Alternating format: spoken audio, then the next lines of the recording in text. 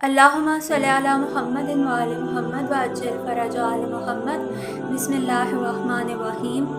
اسی خطبہ میں یہ الفاظ مولا نے خدا کی نعمتوں کا ذکر کرتے ہوئے فرمائے: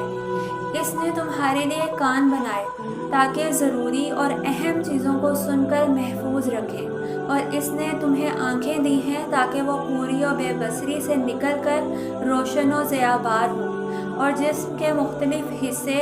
جن میں سے ہر ایک میں بہت سے اعضاء ہیں جن کے پیچ و خم ان کی مناسبت سے ہیں،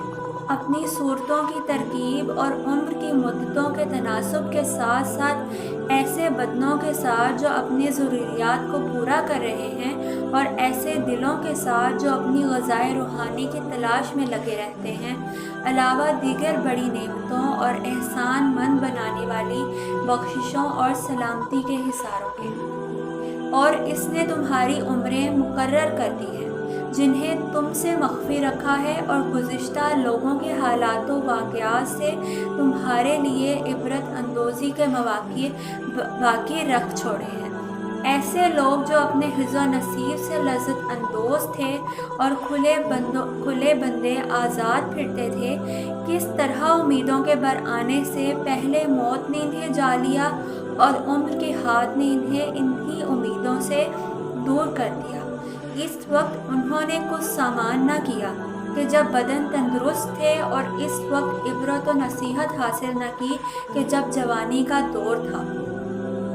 کیا یہ بھرپور جوانی والے کمر جھکا دینے والے بڑھاپے کے منتظر ہیں، اور صحت کی تر و تازگی والے ٹوٹ پڑنے والی بیماریوں کے انتظار میں ہیں، اور یہ زندگی والے فنا کی گھڑیاں دیکھ رہے ہیں جب چل چلاؤ کا ہنگام نزدیک اور کوچ قریب ہوگا، اور بستر مرگ پر قلب و اضطراب کی بے قراریاں اور سوز و تپش کی بے چینیاں اور لعاب دہن کے پھندے ہوں گے، اور عزیز و اقارب اور اولاد و احباب سے مدد کے لیے فریاد کرتے ہوں گے۔ ادھر ادھر کروٹیں بدلنے کا وقت آ گیا ہوگا، تو کیا قریبیوں نے موت کو روک لیا، یا رونے والیوں کے رونے نے کچھ فائدہ پہنچایا؟ ان لوگوں نے تو آخر اسے قبرستان میں قبر کے ایک تنگ گوشے کے اندر جکڑ کر باندھ کر اکیلا چھوڑ دیا گیا ہے۔ سانپ اور بچھوؤں نے اس کی جلد کو چھلنی کر دیا ہے، اور وہاں کی پامالیوں نے اس کی تر و تازگی کو فنا کر دیا ہے۔ آندھیوں نے اس کے آثار کو مٹا ڈالا، اور حادثات نے اس کے نشانات تک محو کر دیے۔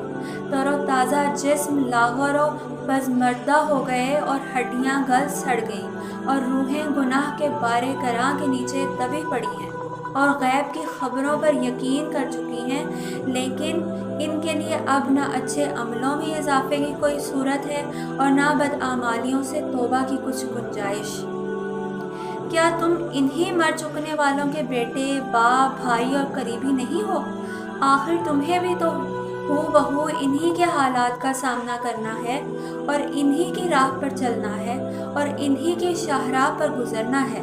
مگر دل اب بھی حظ و سعادت سے بے رغبت اور ہدایت سے بے پرواہ ہیں، اور غلط میدان میں جا رہے ہیں، گویا ان کے علاوہ کوئی اور مراد و مخاطب ہے، یا اور گویا ان کے لیے دنیا سمیٹ لینا ہی صحیح راستہ ہے۔ انسان کی اس دنیا میں بے پرواہیوں کا ذکر کرتے ہوئے اور اس کے نتیجے کا ذکر کرنے کے بعد مولا نے فرمایا: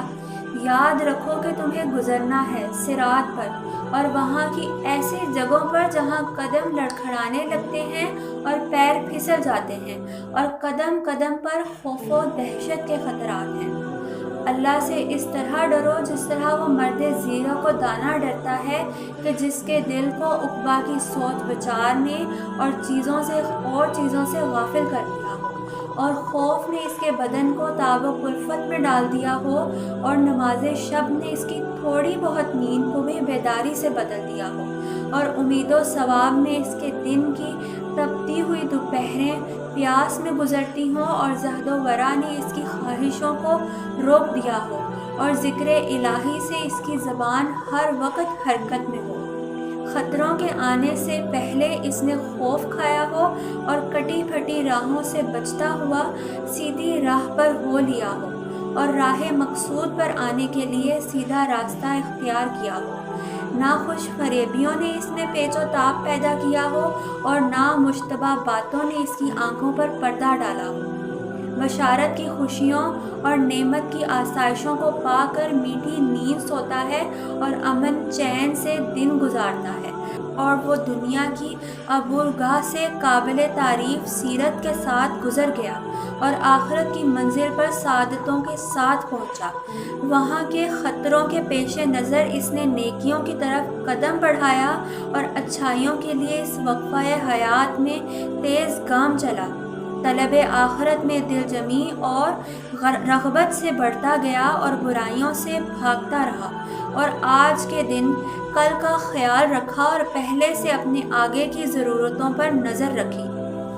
بخشش و عطا کے لیے جنت اور عقاب و عذاب کے لیے دوزخ سے بڑھ کر کیا ہوگا، اور انتقام لینے اور مدد کرنے کے لیے اللہ سے بڑھ کر کون ہو سکتا ہے، اور سند و حجت بن کر اپنے خلاف سامنے آنے کے لیے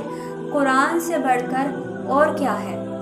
میں تمہیں اللہ سے ڈرنے کی وصیت کرتا ہوں، جس نے ڈرانے والی چیزوں کے ذریعے عذر تراشی کی کوئی گنجائش باقی نہیں رکھی اور سیدھی راہ دکھا کر حجت تمام کر دی ہے، اور تمہیں اس دشمن سے ہوشیار کر دیا ہے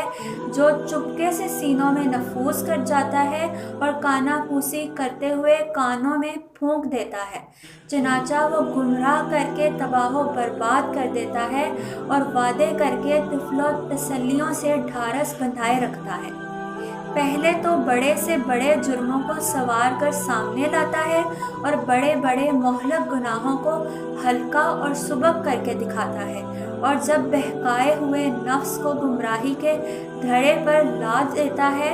اور اسے اپنے پھندوں میں اچھی طرح جکڑ لیتا ہے تو جسے سجایا تھا اس کو برا کہنے لگتا ہے، اور جسے ہلکا اور سبک دکھایا تھا اس کی گراں باری و اہمیت بتاتا ہے، اور جس سے مطمئن و بے خوف کیا تھا اس سے ڈرانے لگتا ہے۔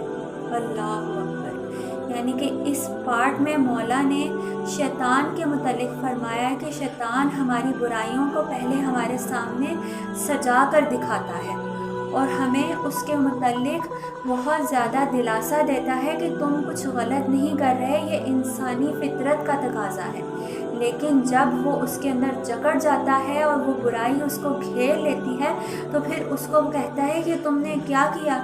یہ تم نے تو اللہ کے خلاف جا کر اپنی زندگی کو تباہ کر دیا، اور اس کو توبہ کی توفیق بھی نہیں ہونے دیتا کہ انسان سوچتا ہے کہ میں اس قابل نہیں ہوں کہ خدا مجھے معاف کر دے، حالانکہ خدا یہ کہتا ہے کہ کوئی انسان کوئی گناہ کرے، اپنی غلطی سے کوئی گناہ کرے اور وہ توبہ کے لیے صرف سوچتا ہی ہے تو خدا اس کو معاف کرتا ہے، مگر وہ توبہ اسی صورت میں اس کی قبول ہوگی کہ وہ ایک دفعہ گناہ کرے اور اس کی توبہ کرے تو اس کی سچی توبہ کرے کہ وہ عمل دوبارہ نہ کرے، اور اگر خدا نخواستہ اس سے وہ عمل دوبارہ ہو جائے تو خدا سے بار بار معافی مانگ کر اس گناہ کو ختم کرنے کی کوشش کرے، سچے دل سے توبہ کرے، نہ کہ یہ کہ میں یہ گناہ کرتا رہوں اور خدا سے معافی مانگتا رہوں۔ اس طرح سے خدا معاف نہیں کرتا، مگر یہ کہ اس شخص کو بھی خدا معاف نہیں کرتا